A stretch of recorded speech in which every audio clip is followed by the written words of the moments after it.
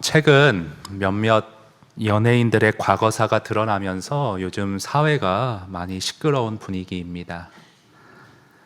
이걸 또 정치와 엮으시려는 분들이 있더라고요. 뭐냐면, 최근에 국가보안법 폐지로 사회가 혼란스러울 것 같으니 무슨 영화에서 나왔었죠. 이슈는 이슈로 덮는다고 아주 뜨거운 연예인 이슈로 그런 걸 묻으려고 하는 수작이 아니냐 이렇게 생각하는 분들이 더러 있습니다.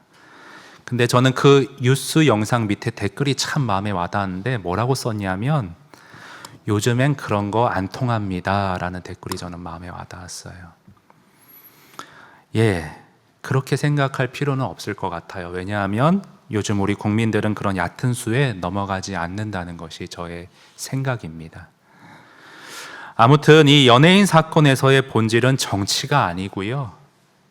여기에서의 본질은 뭐냐? 사람은 자신이 저지른 잘못과 실수에 대해 언젠가는 반드시 책임과 대가를 치러야 할 날이 올 수도 있다는 것.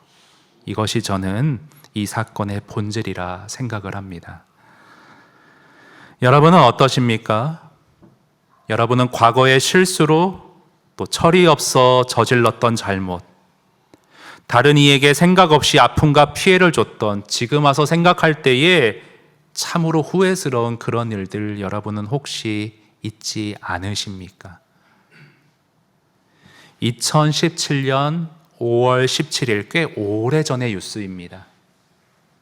40년 전 일인데 그때 학생 때 경제적으로 너무 어려워서 기차표를 구할 수 없어 당시 550원짜리 열차표를 훔친 여고생이 있었는데요.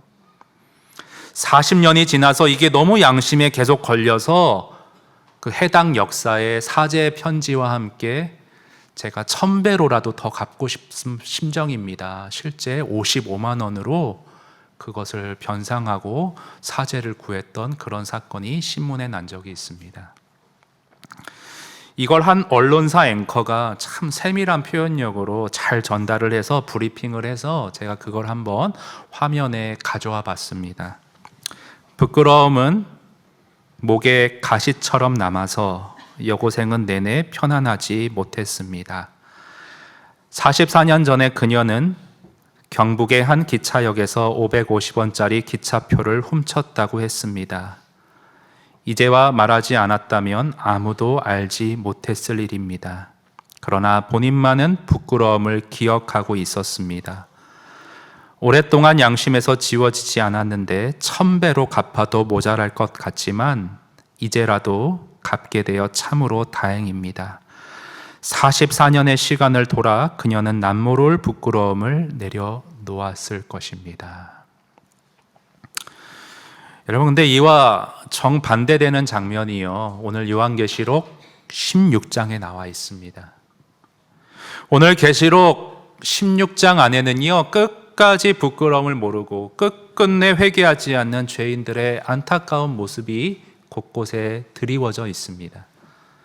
여러분, 16장 9절 말씀을 한번 우리 보도록 하겠습니다. 제가 읽습니다. 16장 9절입니다. 사람들이 심판이죠, 크게 태움에 태워진지라. 이 끔찍한 재앙들을 행하는 권세를 가지신 하나님의 이름을 죄인들이 여전히 심판 가운데서도 비방했대요. 그리고 또 회개하지 아니하였다, 끝끝내 회개하지 아니하였다고 나와 있습니다. 11절에도 또 이게 나와 있어요. 자, 11절 넘어가 보시면 아픈 것과 종기로 말미암아 하늘의 하나님을 비방하고요, 그들의 행위를 끝끝내 회개하지 아니하더라 나와 있습니다. 21절 말씀을 한번 같이 읽어볼까요? 21절 다 같이 시작. 또 무게가 한 달란트나 되는 큰 우박이 하늘로부터 사람들에게 내리매 사람들이 그 우박의 재앙 때문에 하나님을 비방하니 그 재앙이 심히 큼이러라. 끝까지 하나님을 비방하고요, 재앙 가운데서도 회개하지 않는 그러한 완악한 모습을 보여주고 있습니다. 대접 심판은 인심판, 나팔 심판, 그 가운데서도 가장 강도가 센 심판이에요. 근데 죄인들은 여전히 아무리 하나님이 그렇게 경고를 해도 회개치 않는다는 것입니다. 여기서 잠깐 진행하기 전에 그 대접 심판이 뭔지를 좀 설명할 필요가 있을 것 같아요. 인심판은 왜 인심판이라는 이름이 붙여져 있었죠? 7개로 인봉된 신비한 책이 있었는데 하나하나 떼보니 심판의 내용이 있었다 그래서 인심판. 나팔 심판은 뭐예요? 우레와 같은 나팔 소리가 울려 퍼지면서 심판이 펼쳐져서 나팔 심판. 대접 심판은 뭐냐? 이 대접이라는 건 무슨 의미냐? 여러분 화면에 계시록 5장 8절 말씀 한번 보시겠습니다. 그 두루마리를 취하심에 네 생물과 24 장로들이 그 어린 양 앞에 엎드려 각각 검은고와 향이 가득한 금 대접을 가졌는데요. 이 금 대접에 담긴 향은 뭐냐? 성도들의 억울함을 호소하는 기도였다고 나와 있습니다. 그러니까 금 대접은 뭐냐? 그 당시 로마의 압제 가운데 울부짖었던 이스라엘 백성들의 억울함을 호소하는 기도, 그 내용이 담긴 대접, 그 대접에 기도의 잔이 채워졌을 때 하나님이 그것을 쏟으셨다 말씀하시는 거죠. 그래서 금 대접 심판이 이루어진 거예요. 그래서 대접 심판이라고 하는 거예요. 그런데 오늘날은 로마의 압제는 없지만 우리들 삶에도 여러분 억울함이 있죠. 왜냐하면 짐승의 어떤 사탄의 권세를 부여받은 세력들이, 악의 세력들이 여전히 이 세상을 지배하고 활개치고 있으니까요. 그래서 찰스 스윈돌 목사님은 오늘날 어떠한 어려움, 억울함이 우리를 옥죄이는가 다음과 같은 말을 했습니다. 인생에는 억울한 일이 많다. 당신은 열심히 공부하고 고생해서 B학점을 받는데 동료 학생은 부정행위를 하거나 지름길로 가서 A학점은 물론이고 장학금까지 받는 사례, 억울한 사례들이 있다.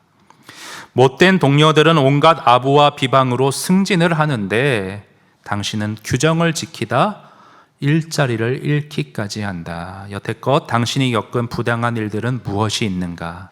이 타락한 세상 체계 속에서 어쩔 수 없이 불의한 일들을 당할 때 당신은 그 좌절감을 어떻게 표현해 왔는가?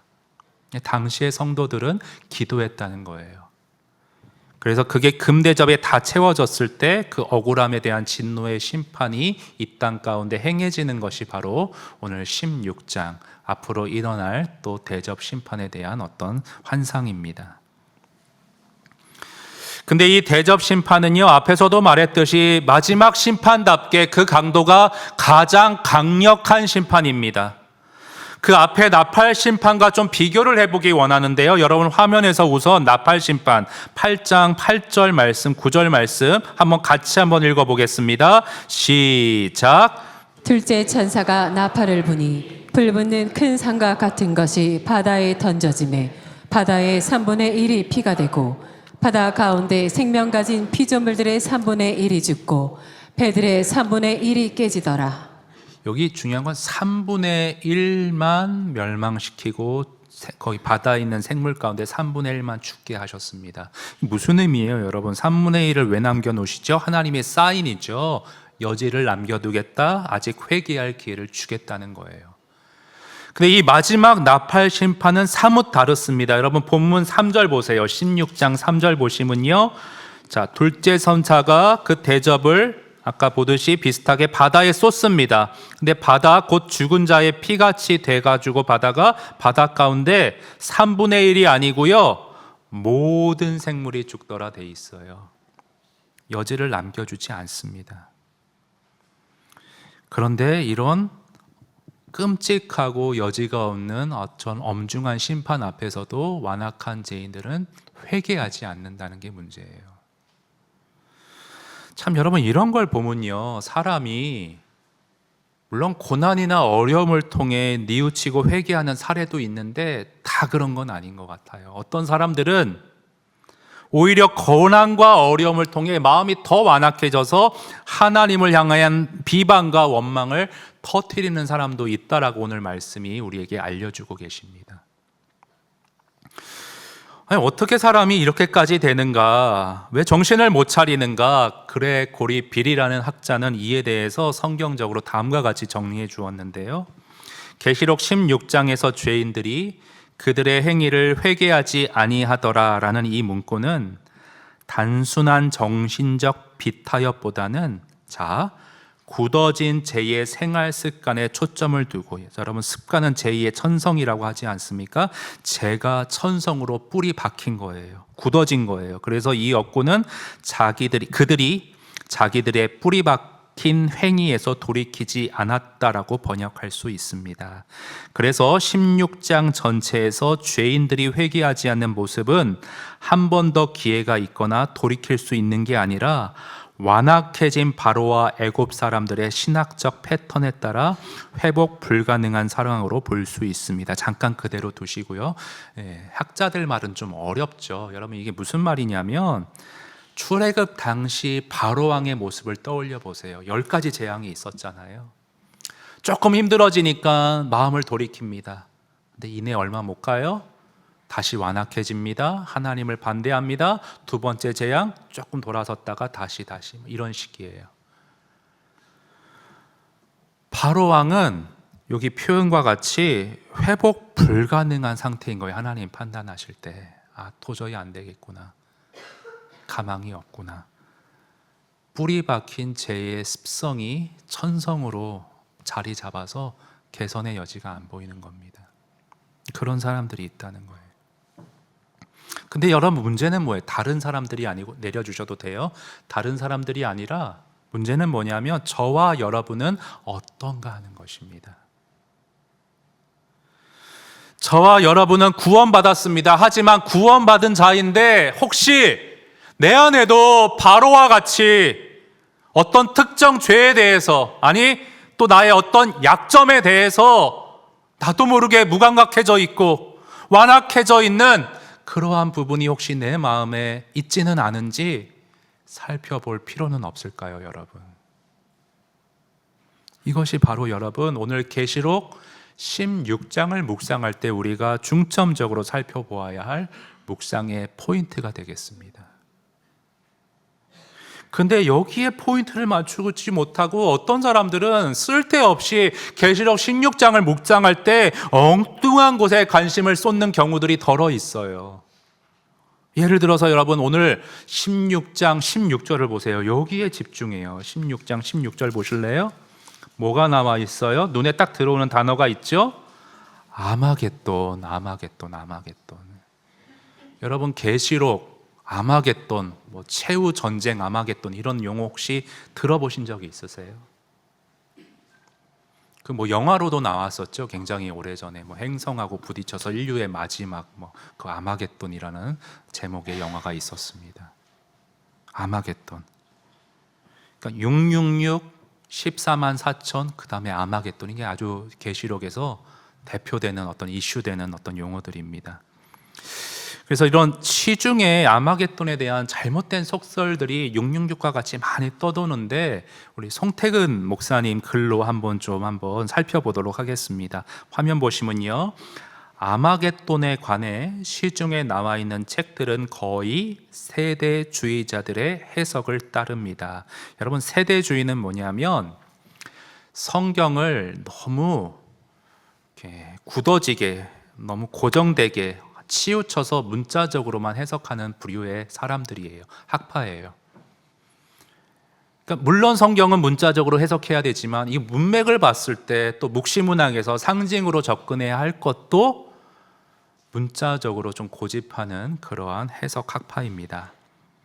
근데 이런 세대주의자들은 아마겟돈 전쟁의 초점을 첫째, 이 전쟁이 실제로 언제 터질 것인가, 영적으로 해석하지 않으니까요. 대체 언제 일어날 것인가, 여기에 초미의 관심이 있고요. 또 언제 터지는가 뿐 아니라 어디서 터질 것인가에 관심의 초점을 맞추고 있습니다. 그래서 어떤 이들은 지나간 과거에 2차 세계대전을 종말의 마지막 아마겟돈 전쟁으로 이해한 사례가 있었으나 지나놓고 보니 아니었습니다. 끝이 아니었어요. 그러다 조지 부시 대통령이 이라크를 쳤을 때 드디어 아마겟돈 전쟁이 터지는가 하고 이해하는 사람들도 있었습니다. 근데 역시 아니었죠. 또 초유의 감신사는 어떤 것을 말하는 것이냐? 한반도가 아마겟돈 전쟁의 진원지가 될 것이다 이렇게 말하는 사람들이 있어요. 북한이 핵을 터뜨려서 대재앙의 마지막이 온다 이렇게 해서 한국이 정말 중요하다 뭐 이렇게 나아가는 경우도 있고요. 또 저쪽에 어디야? 중동의 화약고 이스라엘, 이란 등의 전쟁이 전 세계적으로 확산돼서 마지막 재앙 전쟁이 이르게 될 것이다 이렇게 보는 몇몇 이렇게 혼란스러운 의견들이 아주 분분합니다. 여러분 교회 안에서 이런 비슷한 가르침 얘기들 혹시 들어본 적이 있으십니까? 그래서 한번 제대로 정리하고 넘어갈 필요가 있을 것 같아요. 아마겟돈은 이게 뭐냐?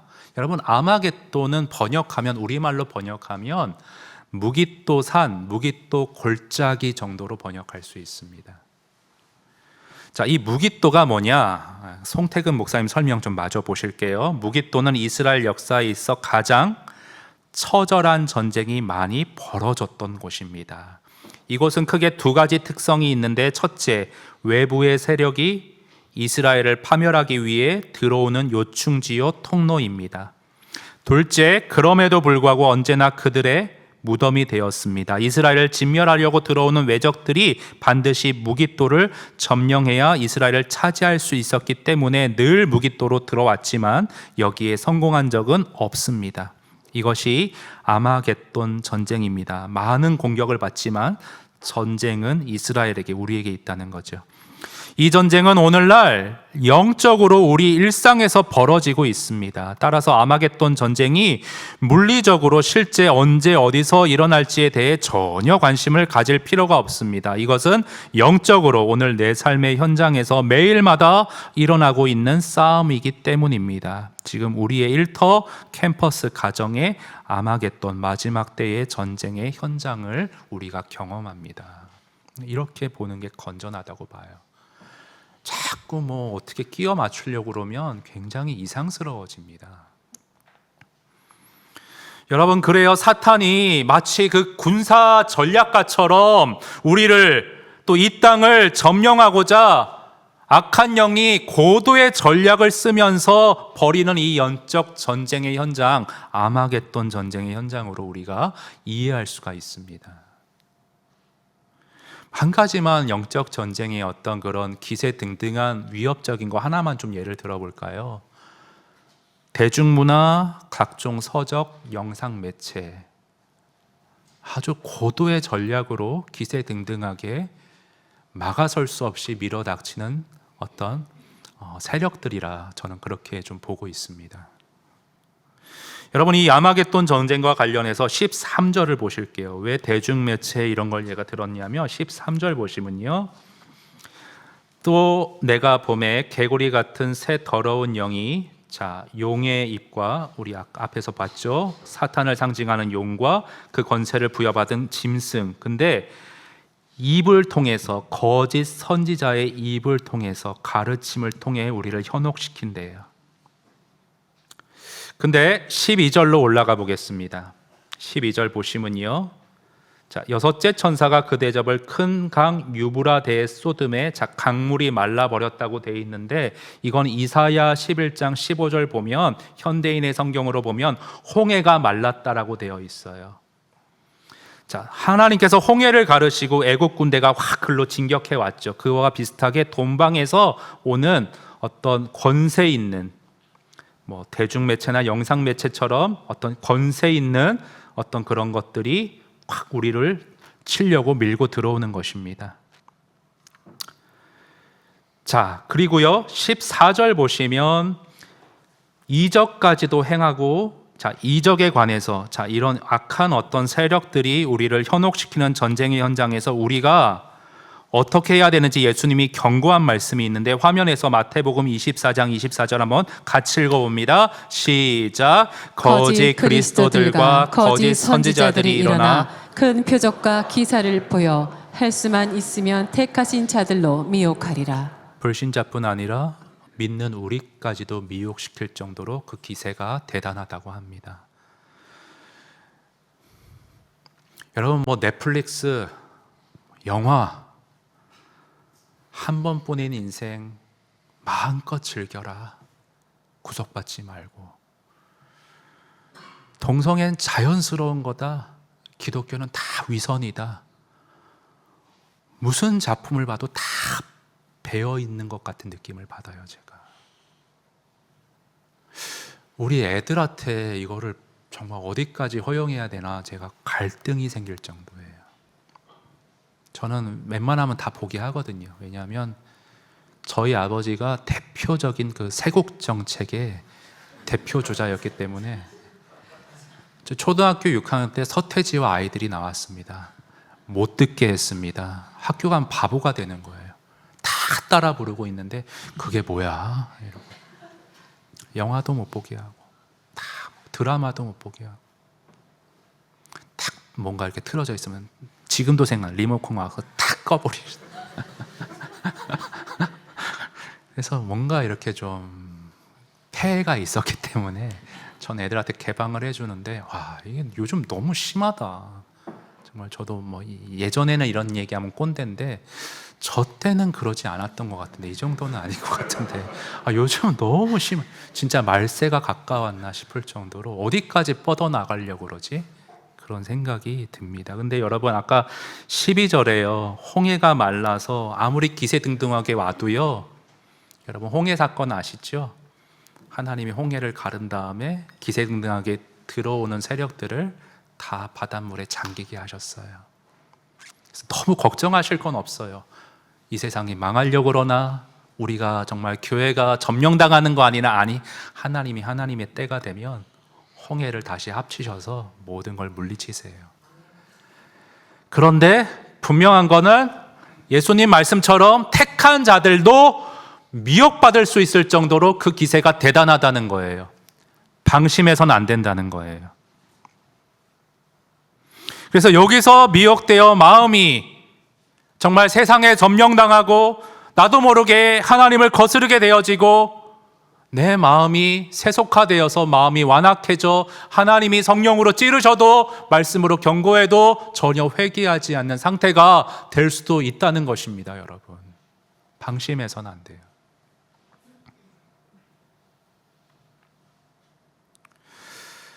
그래서 오늘 말씀이 어떤 나일론 신자들도 또 그 불신자들도 하나님이 참고 참다가 어느 선까지 더 뻗어나갈까 인내하다가 결국은 회개할 기회를 계속 주시다가 결국에는 심판한다는 말씀이 오늘 16장 말씀인데요. 근데 어떤 분들은 이렇게 또 반문하실 수 있어요. 목사님, 물론 대중 매체의 소용돌이 속에 빠져서 신앙적 가치관이 약화되는 면 저도 좀 있는 것 같습니다. 그러나 목사님, 아무리 그렇다 해도 은혜로 구원받은 저는 심판과는 상관없는 거 아닌가요? 이렇게 질문하시는 분들이 있어요. 네, 맞습니다. 은혜로 구원받습니다. 행위의 완전함으로, 마음의 온전한 가치감의 온전함으로 구원받을 아무도 없을 거예요. 저도 참 부끄럽지만 사춘기 때 어떤 몇 가지 떠오르는 장면들이 있어요. 너무 부끄러웠던 장면들, 변변치 않은 모습들. 그러나 은혜로 죄 용서 받고 구원받았음을 저는 찬양하고 감사합니다. 근데 여러분, 이런 경우는 어떤가 한번 생각해 보세요. 참 이 얘기를 갖고 올라올까 말까 다 고민했는데, 제가 들은 얘기인데요. 어느 대형교회에 교구 목사님과 여집사님이 마음이 맞아서 도망을 간 사례가 있어요. 그 요즘 영상 매체에서는 말하잖아요. 진실된 너의 마음을, 감정을 따라가라고 하잖아요. 진실된 사랑이라고. 은혜로 구원받기 때문에 그런 행위는 다 용서함 받습니다라고 말할 수 있을까요? 여러분, 회개는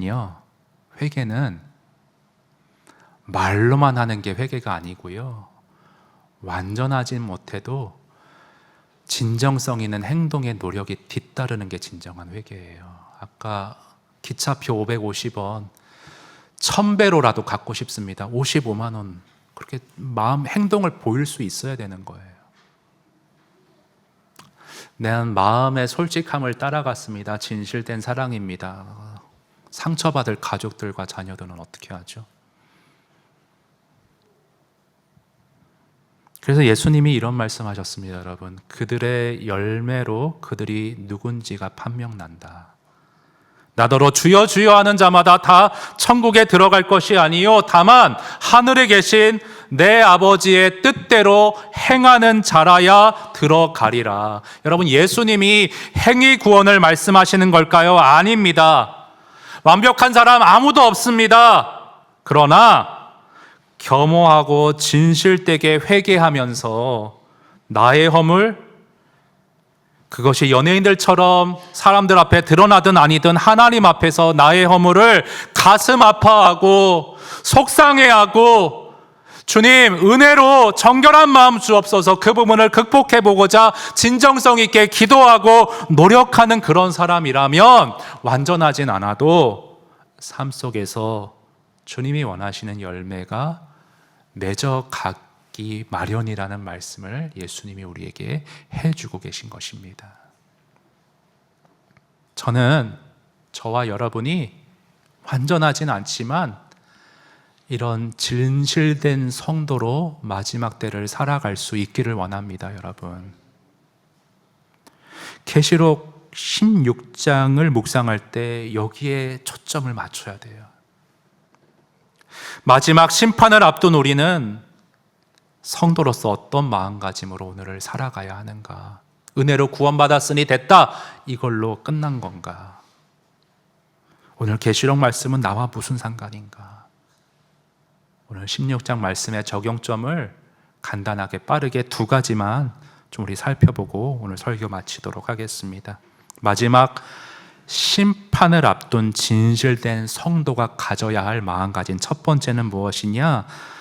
겸허히 나 자신의 허물을 돌아보고 회개해야 한다는 것입니다. 겸허히 나 자신의 허물을 돌아보고 회개해야 한다.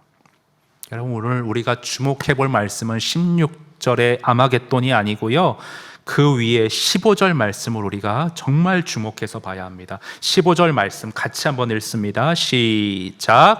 보라, 내가 도둑같이 오리니 누구든지 깨어 자기 옷을 지켜 벌거벗고 다니지 아니하며 자기의 부끄러움을 보이지 아니하는 자는 복이 있도다. 자, 보세요. 내가 도둑같이 오리니, 얘 언제 오실지 모르죠. 누구든지 깨어 있으라. 여기까지는 어려울 게 없어요. 근데 이상한 말이 나옵니다. 자기 옷을 지켜야 되고 벌거벗고 다니지 마라. 부끄러움을 보이지 않도록 해라. 이게 무슨 말인가? 오늘 설교에서 아주 중요한 부분이기 때문에 그 유기성 목사님의 글을 조금 길지만 한번 집중해서 같이 한번 보기를 원합니다. 읽어드립니다. 자, 이 15절의 말씀은 대부분의 사람들이 발가벗은 채 돌아다니고 있다는 의미입니다. 다들 옷을 잘 입고 다니는데 발가벗고 다닌다니 무슨 말일까요? 몸은 옷으로 가렸지만 마음속의 생각이나 은밀히 행했던 일이 문제입니다. 우리는 볼 수 없지만 주님은 다 보시는 것입니다. 그래서 부자요, 좋은 옷을 입고 사는 라오디게아 성도들을 향해 주님은 너희가 발가벗었다고 지적하셨던 것입니다. 은밀한 죄는 없습니다. 주님은 다 보고 계십니다. 반드시 드러나게 됩니다. 죄 지을 때는 즐거움만 보이지만 아무도 모를 줄 알았던 그 죄가 100일 하에 드러날 때 겪는 고통은 상상할 수 없을 정도입니다. 자신만 고통스럽겠습니까? 가족들, 자녀들, 가까이 했던 사람들이 당하는 충격과 고통을 무슨 수로 감당할 수 있겠습니까? 이것이 바로 발가벗은 것이 드러났다는 말의 의미입니다. 누구한테도 공개할 수 없는, 공개해서도 안 되는 은밀한 죄가 나에게는 없습니까? 지금 마음에 가진 생각이 누구에게도 공개할 수 없을 정도로 부끄럽고 끔찍하고 더럽지는 않습니까? 그런데 옷만 잘 챙겨 입고 얼굴만 다듬으면 괜찮은 겁니까? 오해하실까봐 다시 한번 말씀드리지만 저는 지금 우리의 부족한 행위로 노력해서 구원받을 수 있다는 걸 말하는 게 아니에요, 여러분. 절대 그렇게 오해하시지 마세요. 행위는 물론이요, 마음의 생각까지도 완벽할 수 있는 사람 아무도 없습니다. 저도 그렇지 못합니다. 오직 구원은 은혜로만 받습니다.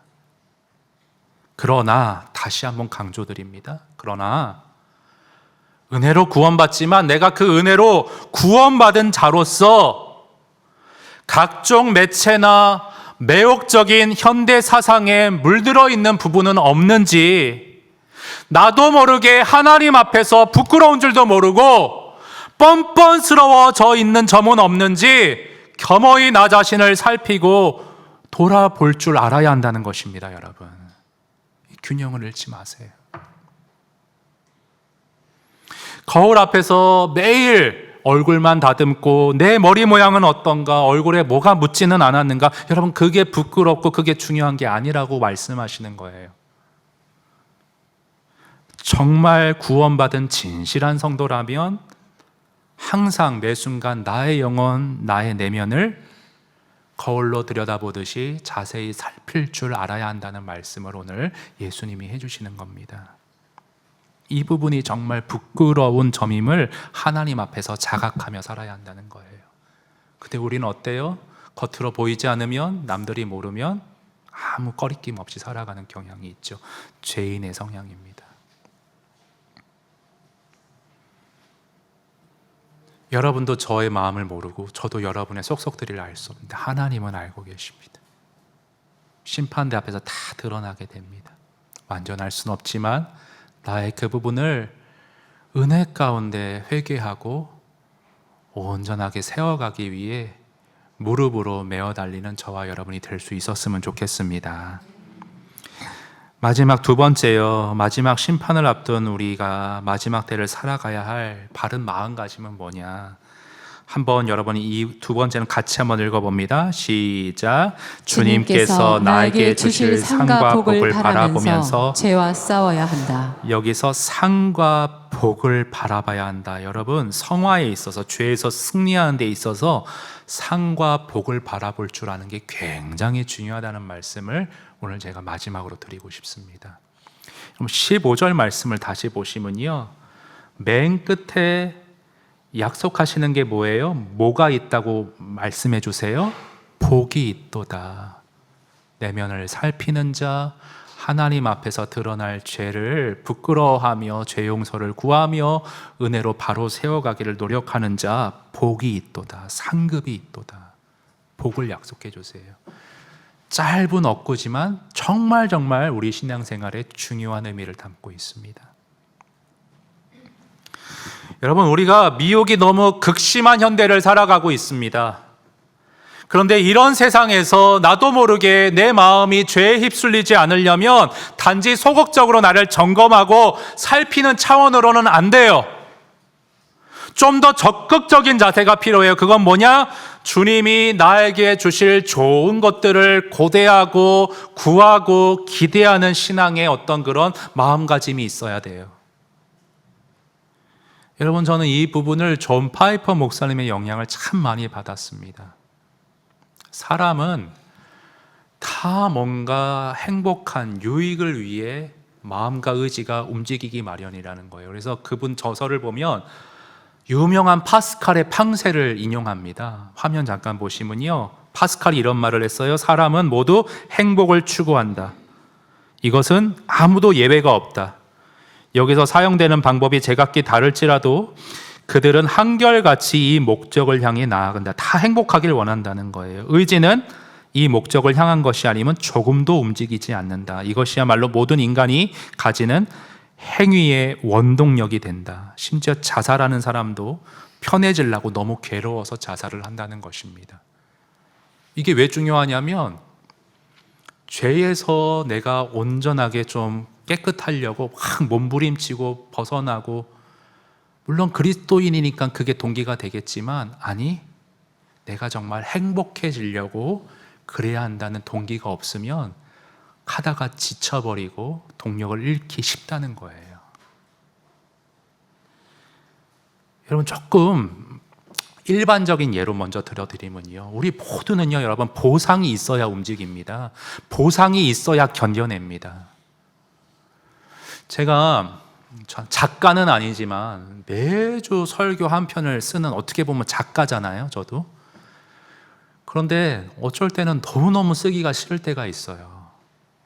내가 뭔가 지금 영적으로 문제가 있나 막 이렇게 고민하던 차에 작가들의 글을 읽어봤는데 글쓰기를 다 싫어하더라고요. 너무너무 힘들대요. 그래서 그런 책도 있었어요. 이토록 귀찮은 글쓰기라는 책이 있었어요. 거기 되게 공감되는 내용이 정말 내가 잘못된 게 아니구나, 내가 정상이구나 느꼈던 게 뭐냐면, 여러분 설거지하기가 귀찮아도 꾸역꾸역 설거지는 그냥 하면 된대요. 근데 글쓰기는요 하기 싫은데 꾸역꾸역 앉으면 설거지처럼 진행이 바로바로 되는 게 아니라는 거예요. 창작이니까 책상에 앉아도 바로 안 나오는 거예요. 그리고 설거지는 일단 시작하면 어쨌건 그 그릇이 깨끗해지면서 좀 이렇게 마음이 쾌감이 있잖아요. 근데 글쓰기는 시작을 했는데 정말 엉망진창인 글로 이렇게 되어버릴 때, 설거지는 하면 깨끗해지는데 글쓰기는 결과가 보장이 안 되니까 더더욱 하기 싫다는 겁니다. 그런데 어떤 한 작가가 그래도 글을 계속 쓸 수 있는 이유가 뭐냐라고 했을 때 다음과 같이 아주 솔직하게 고백을 했습니다. 그래도 정글이 안 써지면 원고료를 떠올린다. 속물 같아 보이지만 살아보니 돈만큼 힘을 주는 것이 없더더라. 열심히 서서 고기 사 먹는 거다. 버티는 만큼 달콤한 보상이 기다린다고 생각하면 단전에 저절로 힘이 들어간다. 그렇다고 뭐 저는 사례비 생각하고 설교하진 않아요. 절대 그렇지는 않습니다. 그거는 이제 끝난 거죠. 그런 목사는 끝난 거죠. 근데 여기서 말하고자 하는 포인트는 뭐냐면, 달콤한 보상이 기다린다고 생각하면 힘든 일도 견뎌낼 수 있는 힘이 생기는 게 사람이라는 거예요. 신앙생활에도 마찬가지의 원리가 적용됩니다, 여러분. 여러분, 죄를 지어도요 그 속에 기쁨이 있어요, 쾌락이 있어요. 그러나 우리는 그런 세속적인 기쁨보다 하나님 안에서 더 큰 기쁨이 주어진다고 믿는 사람들이에요.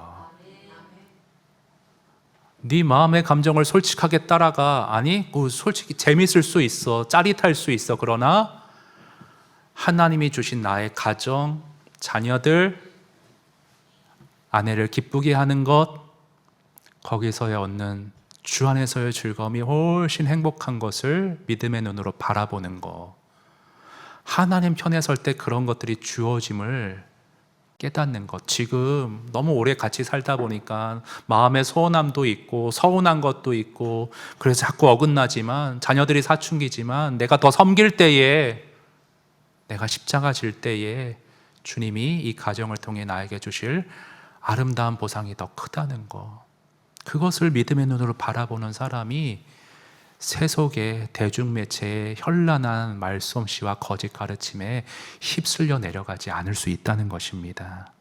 그래서 파이퍼 목사님은 결론적으로 이런 말을 했어요. 시편을 인용합니다. 그런즉 내가 하나님의 제단에 나아가 나의 그냥 기쁨이 아니에요, 가장 큰 기쁨의 하나님께 이르리이다. 시편의 하나님은 나의 모든 것을 만족시키는 가장 큰 기쁨의 대상이시다.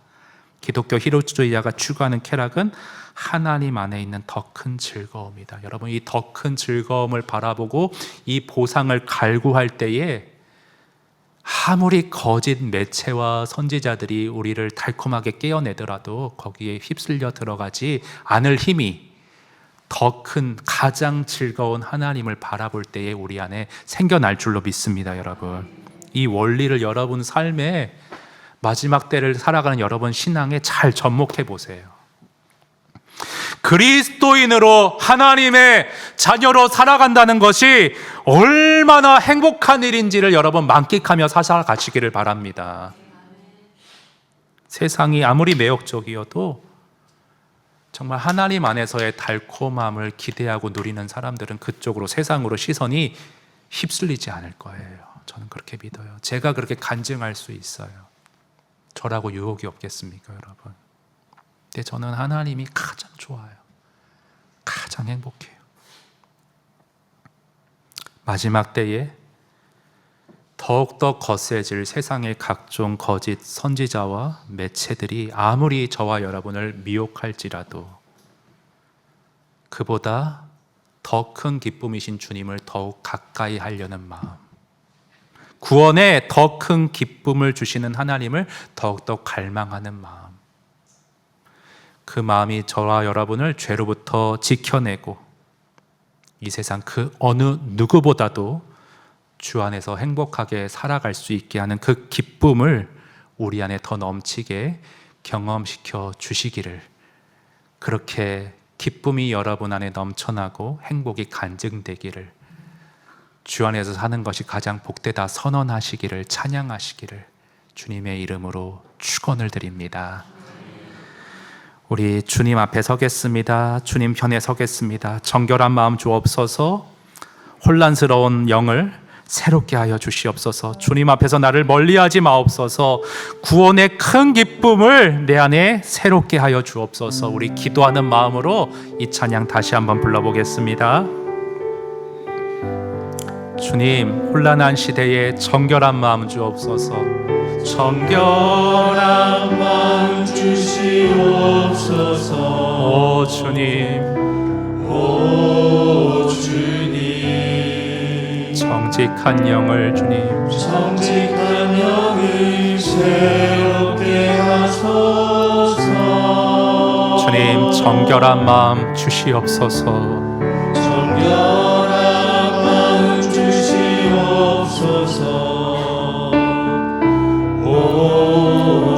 주님은 다 알고 계시지만 정직하게 나아갑니다. 정직한 영을 새롭게 하소서. 주님, 나를 주님 앞에서, 나를 주님 앞에서 멀리하지 마시고 주의 성령을 거두지 마옵소서. 그 구원의 기쁨, 구원의 기쁨 다시 회복시키시고 변치 않는 마음 내 안에 주소서. 우리 다시 한번 주님 앞에 나아가 정결한 마음 주옵소서. 정결한 마음 주시옵소서.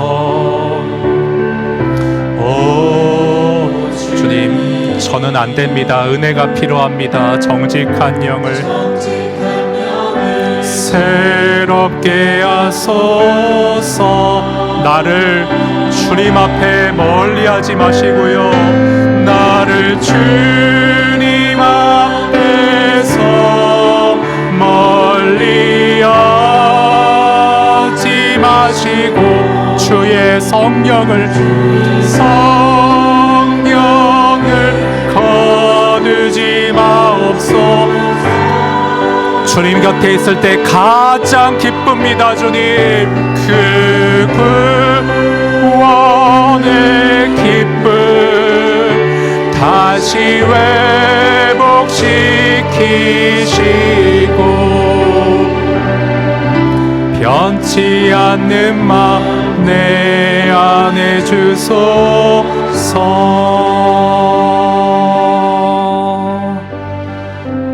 여러분, 이 시간 모든 것을 다 아시는, 그러나 우리의 체질을 아시고 우리를 긍휼히 여기시는 주님 앞에 나아가서 정직한 영으로 한번 기도했으면 좋겠습니다.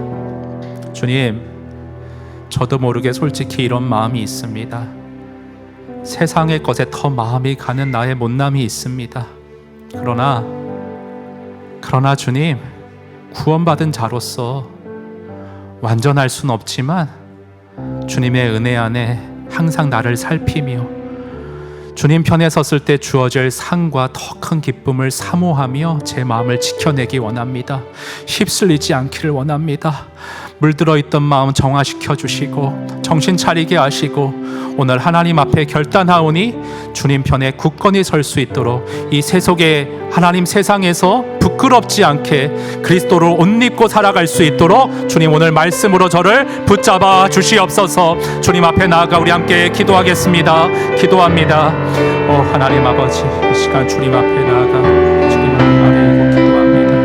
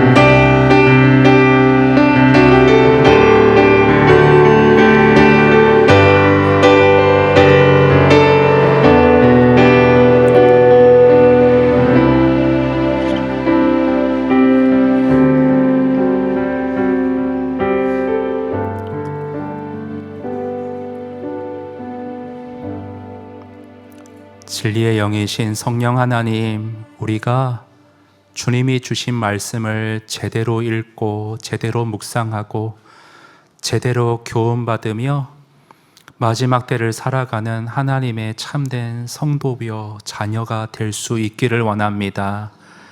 은혜로 구원받는 것이 복음이지만 또한 성령께서 진실되게 은혜로 구원받은 자라면 항상 나 자신을 겸허히 살피고 주님이 주시는 상급을 기대하며 나 자신을 지켜내야 한다.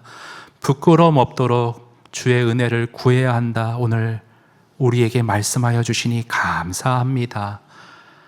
거짓 선지자와 세상의 매혹적인 매체가 우리를 공격하고 잠식하려 할지라도 하나님이 그 모든 것 위에 계심을 믿고 감사드립니다.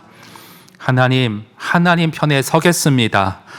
하나님 편에 서는 것이 세상의 거짓 일시적인 즐거움보다도 영원하고 가장 깊고 경이로운 즐거움과 행복이라는 것을 하나님 믿고 감사드립니다. 주님 편에 굳건히 서서 이 세상을 살아갈 때 주님 힘주시고 하나님에 대한 더 큰 즐거움과 기쁨을 더 갈망하게 하시어서 하나님 이 땅에서도 그 즐거움을 부분적으로 누리고 저 천국에서 완전하게 누리게 될 인생을 주님 즐거워하며 기뻐하며 행복하게 악한 세상 승리하며 살아가는 우리 모든 성도들 될 수 있도록 오늘의 말씀으로 굳건히 붙잡아 주시옵소서.